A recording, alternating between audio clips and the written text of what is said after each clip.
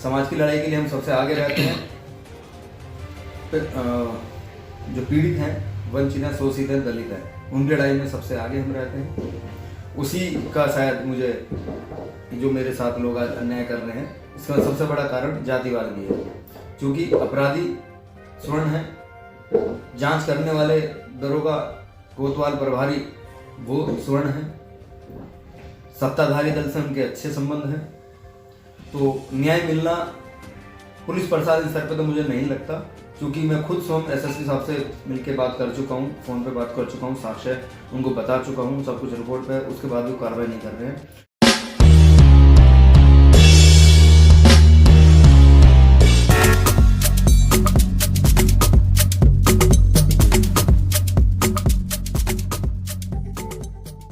वकील साहब, क्या मामला था आपके साथ? लूट हुई रात को 11 बजे के करीब, आपने पुलिस में संज्ञान भी दिया, लेकिन अभी तक भी आपके केस में क्या अपडेट है? आपने कल एक प्रेस कॉन्फ्रेंस भी गाजियाबाद में अपने चैम्बर पर की, पूरा मामला बताइए शुरू से। एक्चुअली मैं वसुंधरा सेक्टर 5 अपने मित्र हैं हमारे, उनको छोड़ने जा रहा था और मेरा कुछ अदर काम भी था। सुप्रीम कोर्ट के वकील साहब थे, उनको मैंने रास्ते में ड्रॉप किया। 2 दिन से इनमें से एक जानकार है, मुझे लगातार फ़ोन कर रहे थे, कम से कम 20 से 30 मिस कॉल उनकी मेरे मोबाइल में पड़ी है इनकमिंग, या वो मिलना है, कुछ कोर्ट केस के बारे में बात करेंगे। मैंने ठीक है कल मिलूंगा, परसों मिलूंगा। तो मैं वहाँ पहुंचा वसुंधरा, तो मैंने चलो मिल लेते हैं। उनके पास गया तो सब ड्रिंक कर रहे थे। ड्रिंक करने के दौरान उन्होंने कुछ बदतमीजी करी। मैंने सोचा मजाक कर रहे हैं, मजाक उन्होंने मेरे पे हाथ उठा दिया। जब मैंने उसका विरोध किया तो उन्होंने मेरी गाड़ी की चाबी छीन ली। गाड़ी में पैसे थे, उनके नॉलेज में था कि मैं गाड़ी में बाहर खड़ी है, पैसे मुझे निकलना है। गाड़ी छीन ली, मेरी चैन और हाथ घड़ी उन्होंने छीन ली और जाति सूचक सब देते हुए मुझे वहां से धक्का देते हुए भगा दिया। अच्छा, ये किस जाति से थे जो आपको जाति सूचक सब बोल रहे थे? ये सब अदर कास्ट के हैं, मिश्रा है, पाल है, सब अदर कास्ट के हैं, सब स्वर्ण कास्ट के हैं जी। और जब मैंने वहां से 112 को कॉल किया कि मेरे साथ ये घटना घटी है, लगभग 3 से 4 मिनट मेरी बात हुई, सारी डिटेल 112 पे ली गई। तो पुलिस आई, पुलिस ने आने के बाद महावीर चौक पे पुलिस पहुंची। वहां से लेके मैं, ये घटना कहाँ की है? वसुंधरा सेक्टर 10 महावीर चौक के पास, जैन मंदिर। जब मैं वहां पहुंचा तो पुलिस भी आ चुकी थी। 112 की कॉल के बाद उन्होंने पूछा किसी को जानता? मैं हाँ, एक को मैं जानता हूँ। उसके घर गए, घर दबिश दी। एसएचओ साहब इंदिरापुरम खुद साथ गए थे। उसके बाद उनके ऑफिसर दबिश दी, वहां से वो निकल चुके थे। फिर उनको ढूंढ के फोन करके उनको बुला गया, लाया गया। 2 लोगों को पकड़ा गया था जब तक। उनसे फिर सख्ती करी, उन्होंने गाड़ी बताने से मना कर दिया। जो थाने की ही हवालात के अंदर जो कस्टडी रूम है उनका, वहां पर उनको बैठाया रखा। ये कौन कौन 2 लोग थे? हरीश पाल और विनोद कुमार मिश्रा। विनोद कुमार मिश्रा को जब सख्ती से पूछा गया तो उन्होंने कहा कि गाड़ी हरीश पाल के भांजे के गैरेज पे खड़ी है। तो तत्काल पुलिस ने गाड़ी निकाली, उनको लेके गए। उनकी निशानदेही पे गाड़ी और सामान बरामद कर लिया। जो थाने के अब अगर उच्च अधिकारी चाहे तो सीसीटीवी कैमरे फुटेज की चेक कर सकते हैं। उनको आने के बाद उनको वहां रखा गया। मेरे से उन्होंने कहा वकील साहब एक तहरीर दीजिए। मैंने वहां पर एक तहरीर दे दी अपनी। तहरीर देने के बाद उन्होंने कहा आप जाइए, रिपोर्ट दर्ज करके सुबह इनको जेल भेज देंगे। सुबह तक जेल नहीं भेजा उन्होंने मुझे। सुबह फिर एसएसआई सर्वेश यादव जी ने फोन करके बुलाया, क्या मामला है? मैंने बताया जी ये मामला है दोबारा से। उन्होंने कहा ठीक है फिर आप जाइए। मैं चला गया। शाम तक एफआईआर नहीं हुई। मैंने शाम को फोन किया एसएचओ साहब के नंबर पर, जिस नंबर से मुझे कॉल आई थी, रॉबर्ट कॉल। मैं सर प्रमोद बोल रहा हूँ, अगर तहरीर जो लोग आपकी कस्टडी में है, माल बरामद हो चुका है, अगर एफआईआर हो चुकी है तो एफआईआर ले लूँ। तो उन्होंने कहा जांच कर रहे हैं। फिर विपक्षों के प्रभाव में, दबाव में आके रात को उनको अगले दिन 24 घंटे ज्यादा हवालात में रखने के बाद उनको छोड़ दिया गया। मुझे पता लगी, मैंने संपर्क किया, कह रहे जांच कर रहे हैं।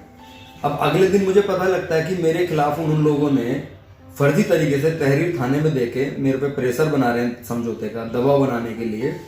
एसएचओ साहब भी कह रहे हैं कि आप समझौता कर लो, लेन देन का मामला है, जबकि लेन देन का ऐसा कोई मामला नहीं है, कोई साक्ष्य उपलब्ध नहीं है, देना लेना कुछ नहीं है। पुराने लेन देन होते हैं सबके, वो थे, पुराने थे। और ये घटना करने वाले 4 लोग जो थे, जिसमें हरीश पाल, विनोद कुमार मिश्रा, गंगाराम आर्य और परमानंद पाल, 4 लोगों को मैं पहचानता हूँ नाम से।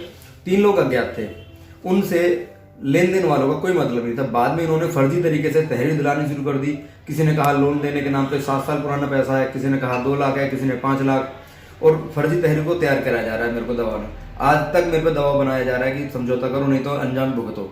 लगभग कितने दिन हो गए वकील साहब इस पूरे मामले को? 5 तारीख की घटना, लगभग 18 से 19 दिन हो चुके हैं। अभी तक एफआईआर नहीं हो पाई है? एफआईआर नहीं हो पाई है। एसएसपी साहब से मैंने स्वयं 2 से 3 बार बात करी है।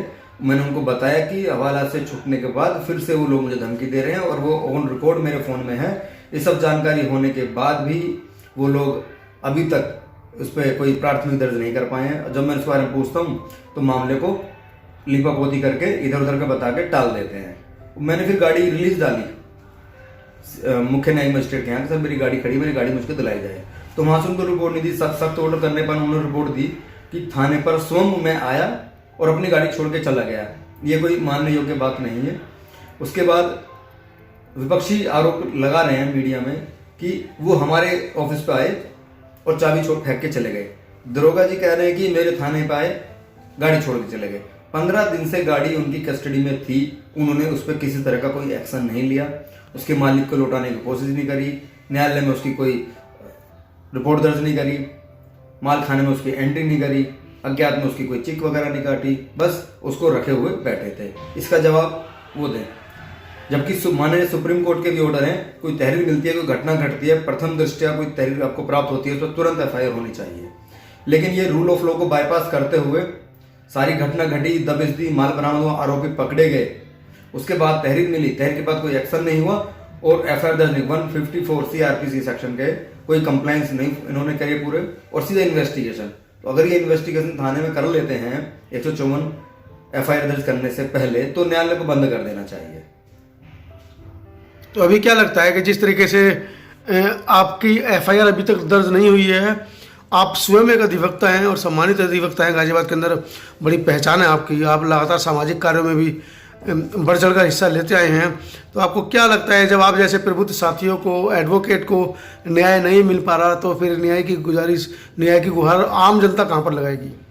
मेरे को माननीय न्यायालय पर पूरा भरोसा है कि मुझे न्याय मिलेगा। दूसरा, मैं सबसे बड़ी बात बता दूं, मैं बार काउंसिल ऑफ यूपी का पंजीकृत मेंबर हूं, अधिवक्ता हूं 15-16 सालों से। तो मैं उसमें कल bar council of Uttar Pradesh और लॉ मिनिस्ट्री को मैं लिख चुका हूं और अपने स्थानीय बार को ऑलरेडी सूचना है, उनको भी मैं लिखित में सूचना दे चुका हूं। अब जो भी निर्णय होगा वहाँ से होगा, प्लस माननीय न्यायालय में मेरे को पूरा विश्वास है कि इसमें न्याय मिलेगा। और चूंकि समाज की लड़ाई के लिए हम सबसे आगे रहते हैं,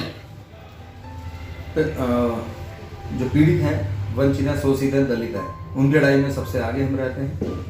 उसी का शायद मुझे जो मेरे साथ लोग आज अन्याय कर रहे हैं, इसका सबसे बड़ा कारण जातिवाद भी है। क्योंकि अपराधी स्वर्ण है, जांच करने वाले दरोगा, कोतवाल, प्रभारी वो स्वर्ण है, सत्ताधारी दल से उनके अच्छे संबंध हैं। तो न्याय मिलना पुलिस प्रशासन स्तर पर तो मुझे नहीं लगता, क्योंकि मैं खुद स्वयं एसएसपी साहब से मिलकर बात कर चुका हूँ, फोन पे बात कर चुका हूँ, साक्ष्य उनको बता चुका हूँ, सब कुछ रिकॉर्ड पे है, उसके बाद भी कार्रवाई नहीं कर रहे हैं। तो यहाँ से तो मुझे उम्मीद नहीं है। मुझे न्यायालय पर पूरा भरोसा है, मुझे न्याय मिलेगा। 27 तारीख में इसकी सुनवाई है SC/ST कोर्ट में, तो मुझे पूरा विश्वास है कि इसमें मुझे न्याय मिलेगा। तो आप ये कहना चाह रहे हैं कि जो पुलिस प्रशासन है, जहाँ पर आपने कंप्लेंट की है या जहाँ पर आपके साथ ये घटना घटित हुई है, वो लोग अपराधियों के साथ मिलकर आपके केस को कमजोर कर रहे हैं?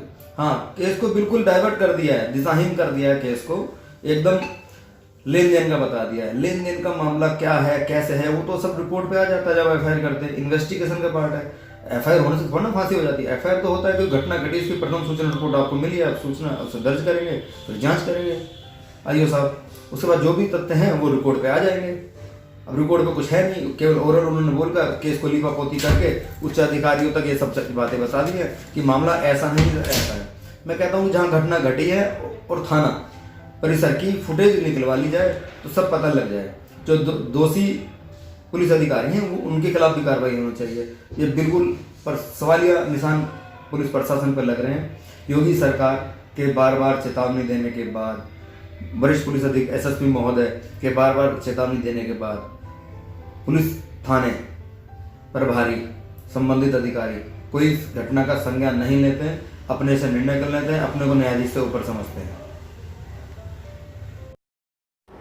सब्सक्राइब करें आपके अपने चैनल समता आवाज़ TV को, बेल आइकन दबाना ना भूलें सबसे पहले हमारी वीडियो देखने के लिए।